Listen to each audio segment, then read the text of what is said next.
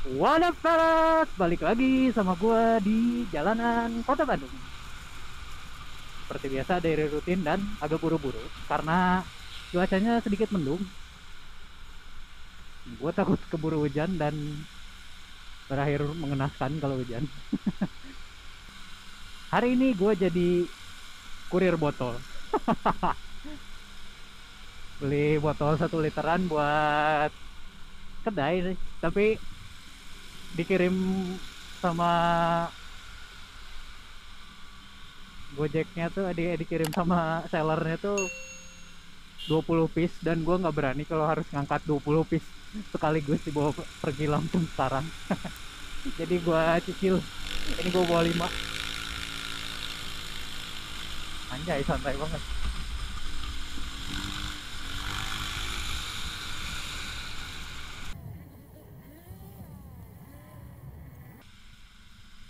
Yang satu miring sana, yang satu miring sini. Oke, thank you.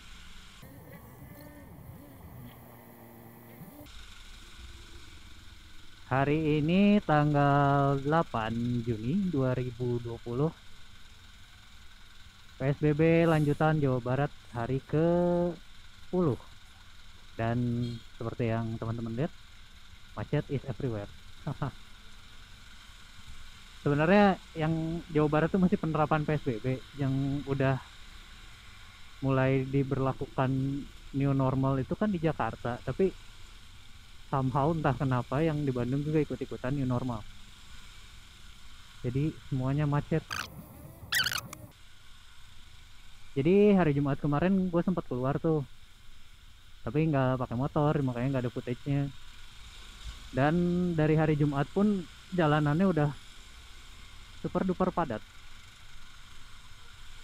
Kalau dibanding dengan hari-hari sebelumnya saat masih PSBB. Oke, kayak kemarin-kemarin gue sempet cerita tuh bakalan bikin tips and trick buat pulang malam-malam. Dan yang tadi, wiset, again, daerah sini tuh banyak pelanggaran. Ya, dan video-video kemarin yang gue bikin tips and triknya itu kebanyakan bermasalah. Ada yang suaranya nggak ada yang kepotong tengah-tengah, ada yang audio nggak sinkron, ada yang gua ngerekam tapi mic audionya nggak kecolok. Ya udahlah ya. Gua bahas siang-siang ini aja biar siapa tahu kalau misalkan siang dia nggak bermasalah. Oke, tips pulang malam ala gua yang pertama adalah sembunyiin barang-barang berharga kalian, kayak tas, kayak apapun lah yang menurut kalian berharga. Kalau bisa dimasukin ke dalam jaket, tapi kalau misalkan ukuran tasnya kira-kira nanggung, bisa dimasukin ke bagasi. Tapi kalau misalkan di bagasi udah nggak cukup dan tas kalian tetap nongol dan harus disimpan karena bawa barang berharga kayak laptop, bawa ya anything lah yang bener-bener ada harganya gitu, kalian bisa pakai jas hujan. Yap, kayak jas hujan buat nyembunyiin tas kalian biar nggak gampang ditarik.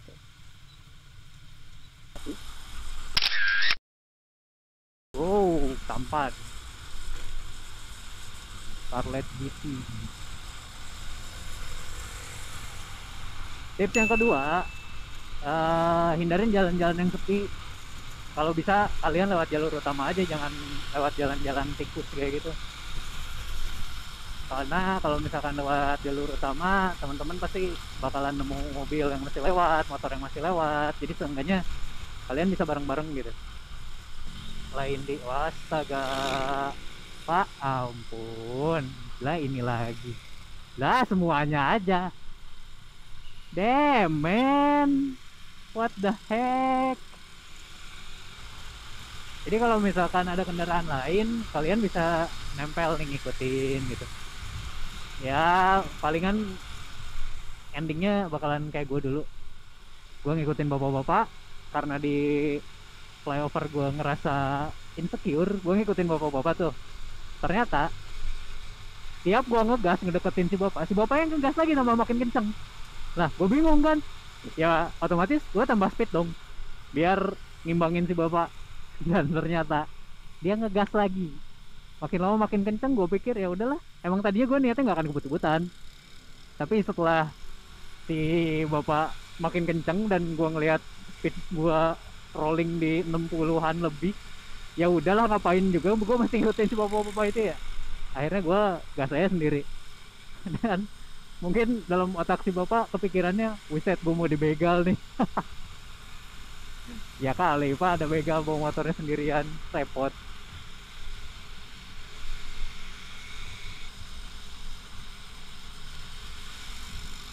Wow, ada Jimny baru.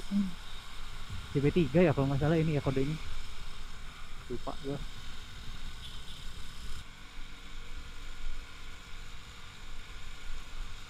Tips nomor 3,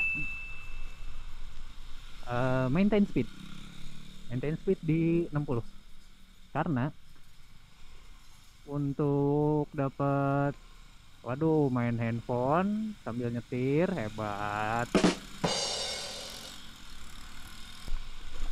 Maintain speed di 60 fungsinya adalah buat ngejaga kalian dalam speed yang aman. Speed yang aman di sini maksud gue bukan kita aman dari kecelakaan ya. Maksudnya kalian lebih aman karena yang namanya begal yang gitu-gitu tuh kayak mereka tuh mikir dua kali kalau misalkan ngelihat orang yang bawa kendaraannya agak cepat dan agak agresif. Agresifnya tuh kayak kalian bisa nyusul, bisa manuver gitu, dan manuver-manuver kalian tuh enak gitu ke bawah ke badannya tuh. Itu bakalan jadi pertimbangan mereka gitu. Jadi mereka pasti mikir berulang-ulang. Karena repot juga kalau misalkan harus ngadepin orang yang memang paham cara berkendara gitu. Gue waktu itu sempat ikutan kayak penyuluhan gitu di Polrestabes Kota Bandung. Campnya ganteng. Wah, gue banyak distraksi hari ini.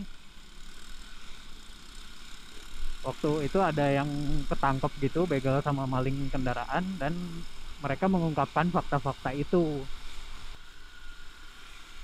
Lupa nanggung amat sih. Majang Prester.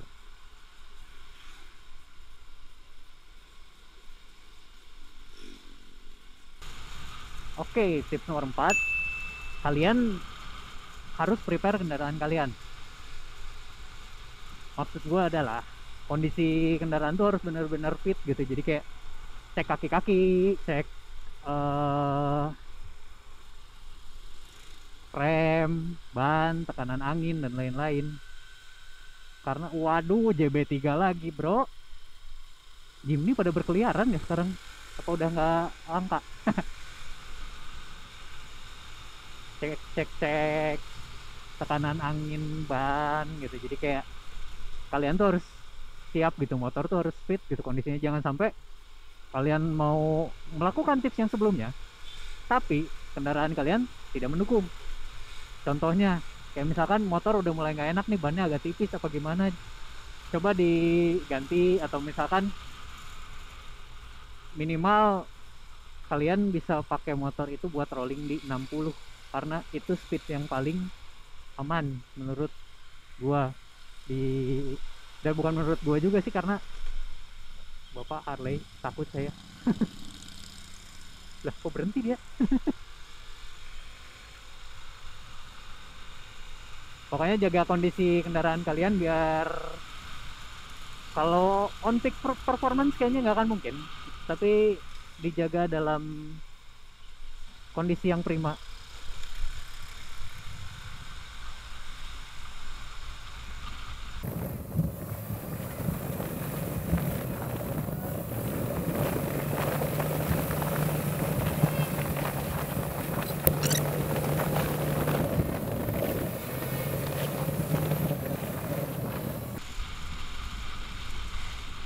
Sekarang tips yang ke berapa ya? 6, 5. Eh, jangan pulang sendirian. Kalau bisa ada temen, ya bareng temen gitu. Lebih bagus sih kalian tandem, dua motor. Karena dengan dua kendaraan beriringan kayak gitu, kalau sesuatu terjadi, yang satu pasti bisa ngebantu gitu, minimal ngejar atau something lah.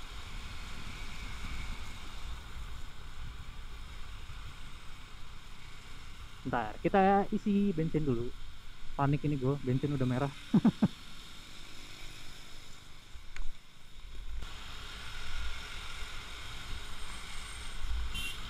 Tips yang selanjutnya, kalian harus lebih waspada. Waspada dalam artian kalian kalau misalkan ngelewatin perempatan, ngelewatin jalan yang kira-kira agak sedikit asing, kalian harus cek dulu keliling kalian, kiri kanan di depan ada apa gitu. Terus jangan lupa buat ngecek spion. Kenapa spion gue arahin buat ngelihat benar-benar detail ke belakang? Karena semua pelaku kejahatan itu pasti arahnya dari belakang kan, nggak mungkin dari tiba-tiba dia nabrakin diri dari depan juga.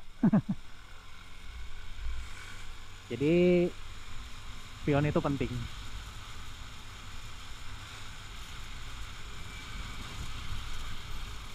Jangan kalian bikin spionnya nekuk ke bawah ya, apalagi sampai nggak bisa lihat apa-apa, atau kayak orang-orang yang spionnya copot dan nggak diganti.